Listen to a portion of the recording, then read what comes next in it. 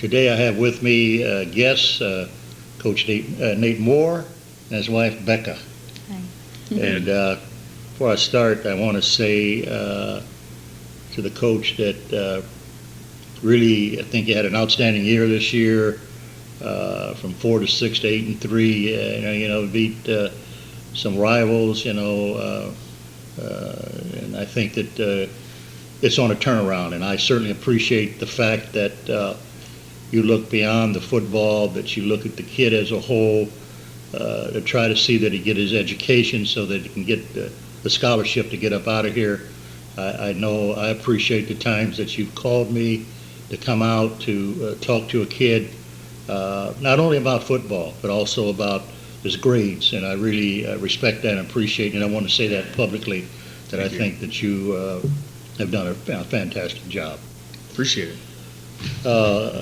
Becca, can you give us your title? And I know you tried to give it to me off the air, but maybe you could just sort of tell the public exactly what you do with the schools. So I am the special ed coordinator. I'm parent involvement coordinator, and then I'm the all-in student coordinator. And then this year I also started up the wheelchair basketball. So I kind of have my hand in a bunch of different hats this year. Super.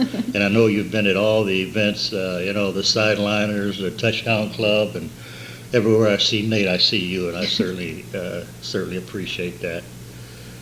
Nate, I know you had a good senior class. What can you say about your seniors this year that was so special? Well, Ed, we had an awesome senior class. I really enjoyed working with those guys. I love the process, from the start of things back on December 2nd of last year, all the way up until week 11. Those guys grew together throughout the whole process. Great young men. We had all of our captains were seniors, which is important. That those guys are in leadership positions and are saying the right things, but also doing the right things. And honestly, I don't know that I've ever felt as close to a group of seniors than these guys this year. It was just a really special year, and everybody kind of bought in, both feet in. And that makes it fun, and we have some great characters in that class that are fun to be around, and it was a year that I'll certainly remember fondly. Right, and I got a chance to know some of them through the sideliners, and they were all very respectful. And I know several of them. I think Michael Robinson is going to Purdue, or had an offer to go to Purdue. Mm-hmm. Yeah, how about some of the other seniors? Yeah, so Malcolm is committed to Purdue. Okay. And he had a couple other offers, maybe about 10 offers, that he was choosing from. Vincent McConnell is committed to the University of Toledo. Chris Anthony is committed to Kent State University. And then we have Thayer Mumford, who is still undecided but has 12 or 15 offers to choose from. And really the other guy in that class that, was our team MVP, there's no doubt about it, is Austin Jasinski. And he had an offer last spring from University of Richmond, which is in Virginia. It's a 1AA school. And that's, I'm really involved in the recruiting process with our guys, and it's certainly a point of emphasis, here this winter, is making sure that he's evaluated again by everybody, because that kid's a Division I player and he deserves an opportunity to prove what he can do at the next level, in my opinion. I agree. So it's been a fun process with those guys. That's a lot of scholarship money. Right. You're talking about over $200,000 over the course of their college career, not to mention what they save in not having to pay interest on student loans, and some guys may not be able to go to college without it. Exactly. And the amount of money, all that just compounds on top of itself, and what that's worth to those guys over the course of their lifetime is just unbelievable. So, just really happy for those guys to have that opportunity. Exactly. And I want to take a moment, Nate, and also Becca, to, I know you took a lot of heat, both of you, for Thayer Mumford, but I think you did a wonderful thing there. Because if you'd stayed in Cincinnati, I know the mother is a great lady from what I've heard, Christian woman, but, you know, you really stretched the point there, and there's no telling what would have happened to that kid if you hadn't have taken him in, and I want to take my hat off to you, because Thank you. that, you know, I know you took a lot of heat, not only from here, but also from the state, and it worked out in the end, but I want to congratulate you on and saving him, because if he'd have stayed in Cincinnati, as you well know, there's no telling, he might not even finish high school. Yeah, the short version of the story, I don't know that we have enough time for the long version. That may take a special. But the short version is he would have made it through high school, I believe, and he probably would have graduated. He very, very likely would not have been an academic qualifier for the NCAA. And it was that point, and along with the type of neighborhood that he lived in, which his mother, and he was a guy that we had developed a relationship with previously when we were at our previous school, and those were the things that made his mom reach out to Becca about, will you guys help me? This is a single mom, lives in a less than desirable neighborhood, who's trying to find a way to get her son to a better place, and how do you say no?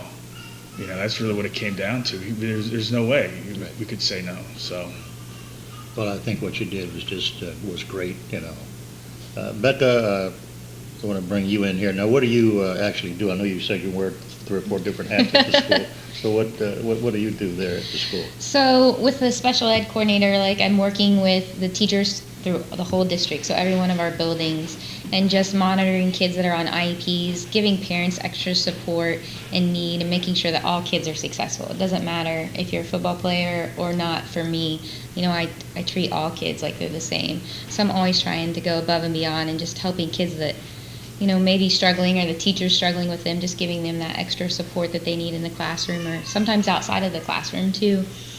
And then with parent involvement, I work with the principals and teachers of our elementary buildings and then the intermediate building, with just getting parents into the building, whether it be after school programs, or we're doing a couple of things during the day to bring parents in, just to give them, of course, the taste of the academic side of it. And then the All-In Student Project is actually a district-wide and then also county-wide project, and it's just basically to get to build from the ground up instead of from the top to the bottom, of how kids are so diverse these days, and how we can kind of reach all learners and not be so grouped and individualized, and more, our understanding and accepting of others. And then, of course, since last spring, I've been working on this project of adding wheelchair basketball, because Special Olympics, and just, I really believe in sports. Of course, I'm married to a head football coach, but I'm an Ironman. I love to exercise, and I believe that any kid can play a sport. It doesn't matter your disability or not. So adding wheelchair basketball was a huge thing. So I worked with Adaptive Sports of Ohio, and we have kids from 1st grade up to 12th grade involved. Super. And weren't you involved in some kind of track activity here not too long ago, where you competed in? Yeah, I did an Ironman. Oh yeah. How did that work? How did that go? It was very hot that day. I did finish, and it was 107 heat index. It was about 97 degrees. So it's everybody may not know what an Ironman is. Maybe you should so I'll explain. The Ironman is a 2.4 mile swim. It's usually a 112 mile bike, but I did it in Chattanooga. It's actually 116 miles, because they take you into Georgia, and then you run a marathon, which is 26.2 miles. Wow. And so, have you completed all that? And I completed all that, and you only get 17 hours. I did it in about 14. And when I thought I couldn't go on, I thought about all our kids here in our community here in Massillon, and I wanted to be a good example in the fact that no matter what life shoots you, or how hot it is, or, you can always finish. Wow, that was quite an accomplishment. Thank you. Take my hat off to you. Nate, I know you're also the athletic director, so how do you feel about the football players participating in other sports like basketball or track or, soccer or whatever? Yeah, I'm 100% in favor of that. Okay. There's the obvious, at least obvious to me and probably obvious to you, benefits for any young man, or young lady for participating in multiple things. The opportunity to be involved and, to have the sense of accomplishment. There's definitely benefits there. But even from a football standpoint, to have our guys being in competitive environments, playing basketball and going out and competing on Tuesday night and Friday night and Saturday night, or in track meets or in wrestling meets. I encourage all of our guys that have the desire to participate in as many sports as they can possibly participate in. The things that they have to do to stay, to continue to, reach the goals that they want to reach as a football player. They also need to stay active in the weight room. It can't be. It's not an off season from lifting weights, and Okay. we're lucky that we have good coaches that also believe in weight training. I know our basketball team has been lifting hard. Okay. Even our basketball team by themselves. We're starting to get away from the maybe old school notion that basketball players don't lift or don't lift in season. Right. That's just not true. Go to Okay. any university in America, any men's basketball team or women's basketball team for that matter, those guys are lifting. So Coach Cruz is doing a great job. It's been a pleasure to see him. Glad to hear that. Moving forward and now getting really close to the season. But I'm real confident that when our guys are with him, they're going to be pushed. There's going to be high expectations. And the weight room is also important for our basketball team. So, having that common thread throughout the athletic department, especially with, football, basketball, track and baseball, and wrestling in there too, is really important. And lifting is important to all those coaches. So, that makes it really easy. It's not 3 months off. Sure. It's work. Now, how long do you have to wait, Coach, before you can start back with the football team in the weight room? How long do you have to wait? 30 days. 30 days. 30 okay. days, so December 5th. Okay. All right. I know you had a lot of youngsters playing, and even sophomores like Jameer Thomas and juniors. So I think that was encouraging because back in the day, if you weren't a senior, a lot of times you didn't get on the field unless it was a blowout or something. But I noticed in your program, you've got sophomores that have played. You've got a lot of juniors that played, not only played, but they were starters. Right. And to me, that's encouraging for the future. Sure. So what is your thinking on that? Yeah, we do. We return a lot of good players next year. We lose a lot of good players, but we return a lot of good players. For us, the best player plays. It's that simple. We don't look at, what side of town you're from. We don't care. I don't care what your last name is or what your dad did. None of that matters. The best player is going to play. And so that includes what grade you're in. For us, the thinking that a senior deserves to play because he's a senior, that doesn't make sense to me. If you're a senior, that's your responsibility to make sure you're better than the guys behind you. That's your job, and and it's our job as coaches to develop those guys. There's no doubt, and we do. But that's on that senior, and hopefully they are the better player. Because I think there's a lot to be said for that. And as we look at keeping our classes together as they move up, that's certainly a key piece. We had, I think 23 seniors in this class, which is that's not a big class, for the size of our school. I think our sophomores are more like 44, 45 sophomores. So, as we keep those classes, keep those guys together, moving up through, hopefully, we do have 11 seniors on either side of the ball, right? Those guys have that opportunity. But that's on those guys. Best player plays. I don't care where you're from, who your dad is, what grade you're in. The best player plays, and we had some sophomores and juniors that benefited from that. We had 2 sophomore inside linebackers that started for us down the stretch. Jameer Thomas and Cam Simpson. We had a sophomore corner that started for us, Tyree Broyles. He's going to be a really good player. Dean Clark started a bunch of games for us at wide receiver. A kid that really separated himself from a lot of people in the offseason with how hard he worked in the weight room. That kid developed himself over the course of the offseason. So, the future's bright. And, next year's sophomores, hey, beat somebody out. It doesn't matter to us. The best player plays. That's great. That's great because I can't remember. I got to go back a long way to remember, when a freshman had actually played like you had Jameer Thomas. I can't think. Maybe there might have been 1 or 2 that might have or played as a freshman. Probably but not many. Well, now, so that was unusual. To be fair, Jameer Thomas is a very special type of talent. To be fair, but he was the best. He was the best player. He may have been. Even as a freshman at the second half of the year, he may have been our best defensive player.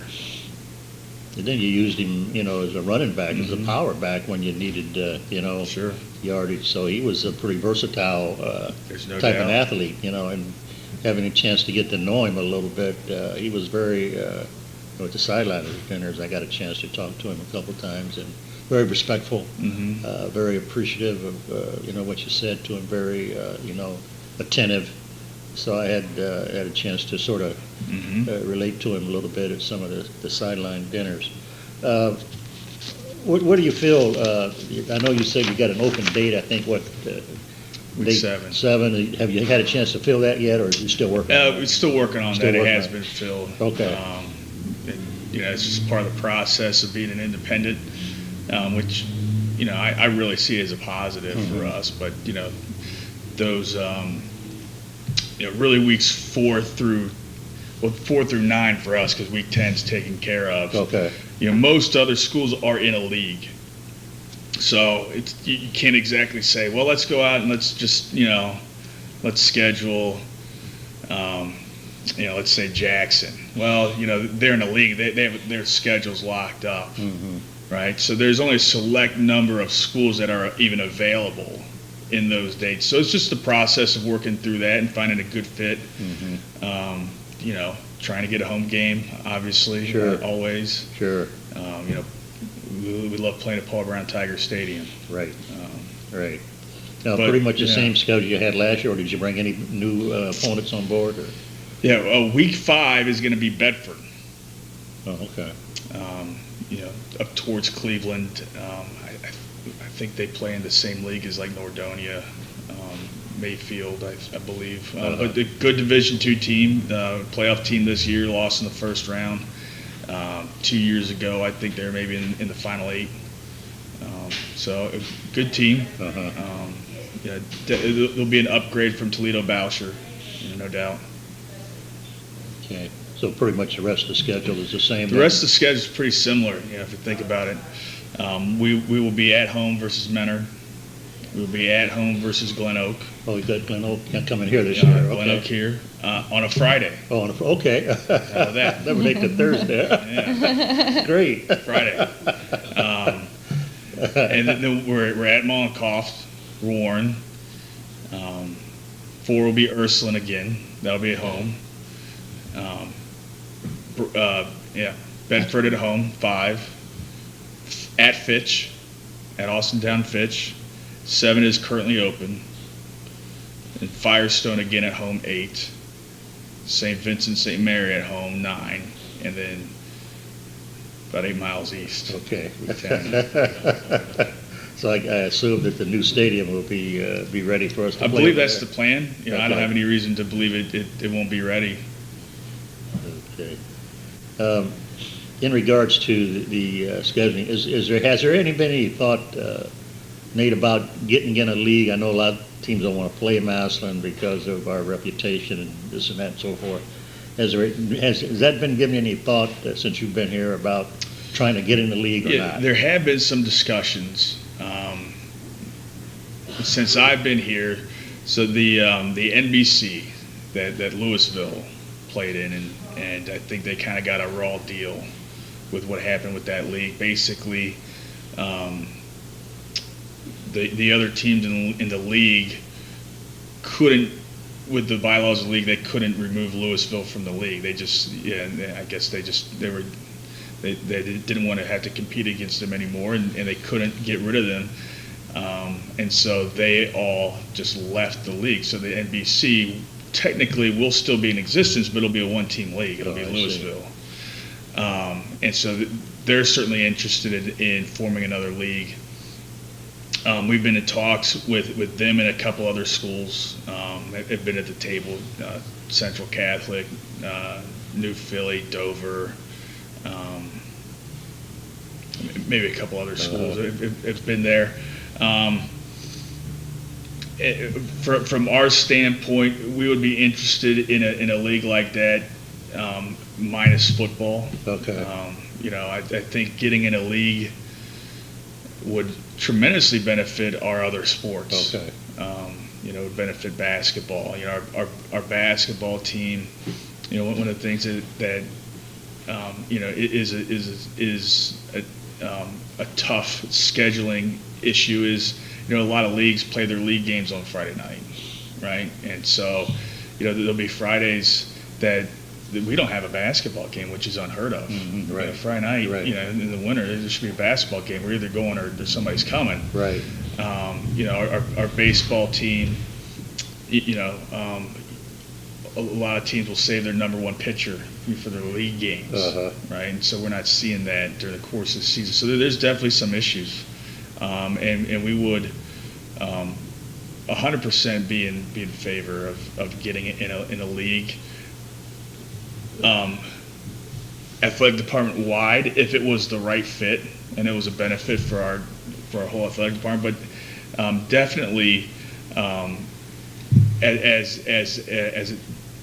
being a member of a league minus football. Okay. We were really interested in, and it seemed like that might get off the ground for a couple weeks, and it just kind of fizzled out. There just wasn't, I think we had 4 or 5 schools. Let's say we had 5 schools that were pretty gung ho and ready to move, and you really need a couple more than that to get it off the ground. And we were missing a couple members for support, but we'll keep working on that.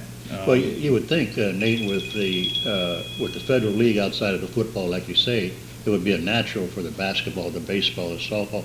It would draw tremendous crowds. It would help revenue at all the schools, and everybody would make some money because there's Jackson, there's Perry, your neighbors. So if you could have been a part of that federal league, maybe accept the football, it would seem to be a win-win situation for everybody. Yeah, a lot of that federal league stuff, it happened before my time. For the life of me, I don't understand why anybody in the federal league wouldn't want us in their league. Mm-hmm. I think it would no doubt be a benefit for the league. No question about it. Our people travel well. Obviously, in football, they travel well in other sports, and we're right here. Right. It seems silly to me that there aren't people out there that are trying to make that happen, that are in the league currently. But from what I understand, there are things that have gone on in the past that have cooled people on us, and all we can do is keep moving forward and do things the way things need to be done, and do things right, and take care of our kids. And if somebody from the federal league approached us about joining the league, we would certainly listen. Mm-hmm. There's no doubt. I can remember when we did play Jackson, going out there, or them coming here, place would be packed for basketball, and it was just a win-win situation for everybody, yeah, and I really can't understand it, but like you say, that was before your time, so there's some things that happened there that wasn't pleasant, but to me, it needs to be revisited somewhere down the road, especially some of the other sports other than Sure. football. In regards to the overall now, are most of your coaches going to be coming back, or how your staff's going to be for next It's a year? little early to comment on that. Okay. I'll go through part of my off season. One of the first things that I'll do is, after I get through my work on my evaluation of the season and all facets of what we do, is to meet with every coach individually and hash things out with them. I hope to have all our coaches back. We have several coaches that are overly qualified to be head coaches, and that's when I'll find out from them, what their future plans are, and if they're interested in going out and being a head coach or applying for jobs, and I'll 100% support them on that. I know it had to be tough for you to be up in the press box for that playoff game. I know you just had to be really burning. It's the hardest thing inside. I've ever had to do professionally. I mean, it was awful. So you couldn't have any contact at all, period, with the. After when the school day was over at 2:15, I had to leave the premises. Couldn't have any contact with any players or coaches from then until what they originally said was for the length of the day. But after we lost, I was going in that locker room. It was tough. If we were going to go down, I wanted to be there with my guys. But that was tough. That was tough. Yeah, I know that had to be, because here we are in the playoffs, and the head coach can't be on the field with his team. That had to be frustrating. What do you see coming up in the future? Do you see, as far as the state's concerned, Nate, any rule changes that are? I know concussions now seems to be a big thing with I know in the pros and some colleges. Do you see anything coming down the pike to better protect the players from injuries like concussions or other things like that might be coming up? There's actually just a law in Ohio, part of the Ohio Revised Code that was passed, maybe earlier this week, where they are now going to mandate that coaches, and I think there's going to be training for the players about heart issues. Oh, okay. That's becoming a big deal. I think we've had maybe 8 deaths of young people in activities. Was the term. So not even specific to sports, but 8 deaths related to sudden cardiac arrest, sudden heart failure. Okay. So there's a law that just passed, with support from almost all of the representatives in the Ohio House, where it's going to mandate training to coaches. And like I said, I believe there's going to be some type of training with the actual student athletes, because, just if you think about football, there's 100 extra sets of eyes, and if they see a symptom, right, and they're trained to know what that looks for, you may save somebody's life. Sure. And I know we've offered for a couple of years heart screenings, and forgive me, the name of the company's slipping my mind right now, but if anybody knows, Bart Lechtovitz is volunteers with them and is very involved. It's a passion of his, and every year they come in and they offer heart screenings to all of our student athletes. Oh, okay. You had all the kids get trained in CPR. Yeah, we did. Yeah, through the same company. We had I believe our football team and I think our soccer teams were both trained in CPR, all the Okay. players, Okay, which super. is a little different. But yeah, so that's one thing that I'm sure will be in the media here soon is that new mandate about the heart health. I see. Becca, what about the girls basketball team? Have you had a chance to check into that to see how that's going? Or Yeah, I love the twins that are on there, Michaela and Kaylee Pierce. the So Pierces, yeah, I've been yeah. pretty close with them. They're a babysitter. Yeah, they're our babysitters. Oh, So that- they're awesome girls. So I love going to the games. I really like the head coach. I think she's awesome, Cassie. I think she's a positive role model for the girls and good leader. I know she's setting up kind of some kind of, not like the sideliners, but similar to where the girls have somebody that are mentoring them and helping them, and so I hope to help out with that a little bit. But I'm pretty busy with wheelchair basketball. Right. But of course, Thayer's playing basketball too, so Oh, you'll he see is? us. Yeah, so you'll see us Oh. at the basketball games. Okay. So, Oh, wow. yeah, Okay. number 33. That's pretty interesting. Yeah. Okay. Now, when do you feel that this wheelchair program will get off the ground?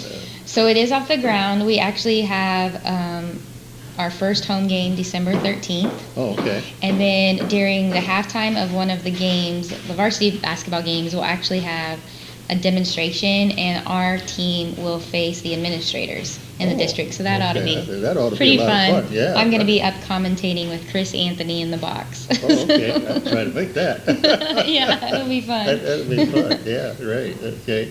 So you say the season will start when now? So the season's already started, so we've already been practicing, and we'll have scrimmaged a game or two before our first home game on December Okay. 13th. So how many kids do you have involved in that? So we have about 10 that are involved in it, and then you're allowed to have what they call atypical kids. So Eli, our son, is playing because he Okay. loves it. He loves giving back to the community and being involved. And then I was lucky enough to have Seth Blankenship, Oh, Austin okay. Jasinski, and Nate Gregg come out and join the Okay. team. And they're such positive role models, and the kids love them. So they kind of rotate in and out and shoot and play too. And I couldn't ask for better Right. So this volunteers. Now, do they have many of these teams around the state, or? So that's a great question. So we are only the second school district in the state to add this program, and I've been Wow. working on it since last spring. It's not like, ooh, let's do wheelchair basketball. So with Adaptive Sports of Ohio, they work with a grant and with Ohio High School Athletic Association, and they provide all the wheelchairs. So it's no cost to our students. You have to qualify. So we've got a lot of kids that maybe have spina bifida or already are in a wheelchair. It's an amazing thing. So hopefully the program continues to grow throughout the state, and we'll start adding more and more games on. That's great. That's great. So one of two teams out of the whole Yeah. state. Well, Yeah. boy, that's congratulations. Thank you. Yeah, Thank you. That's wonderful. Be Yeah. right up there. Nate, any final comments that you want to make here? Like I say, I appreciate you and Becca coming today, and I know, as far as I know, you've really turned the program around, and I really appreciate it, and I think Tiger fans across the country, and not only just in Massillon, because you got Orangemen all over the country. They tune in the Massillon games all the time. So any final comments that you'd like to make to the general public about your tenure here so far? Yeah, it's been such a pleasure to be the head coach of the Massillon Tigers, and we have such outstanding kids that make my job very fulfilling, and make it a joy to come to work every day. We had an outstanding senior class this year that I think everybody could be very proud of. They're great football players. They're great young men. And I hope they all, go off to college, work hard, study hard, graduate, and I hope they all come back to Massillon.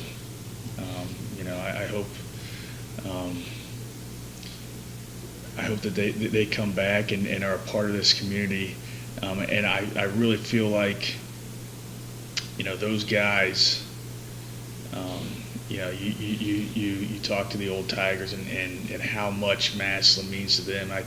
I see these guys as they grow older and they get married and have kids. I think this is going to be really important to them, and I'd love to see them come back and open up a medical practice here, open up a small business here, be the president of a company here. I really hope to see that. From a football standpoint, the season was a success. We were 8-3. It didn't end up the way we wanted. With the loss in the first round of the playoffs, but the true measure of success of this season is going to be 15, 20 years from now. When those guys are, walking their sons to kindergarten. So I look forward to that, believe it or not. They're the guys that everybody can be proud of, and I really hope that they come back to Massillon to raise their families.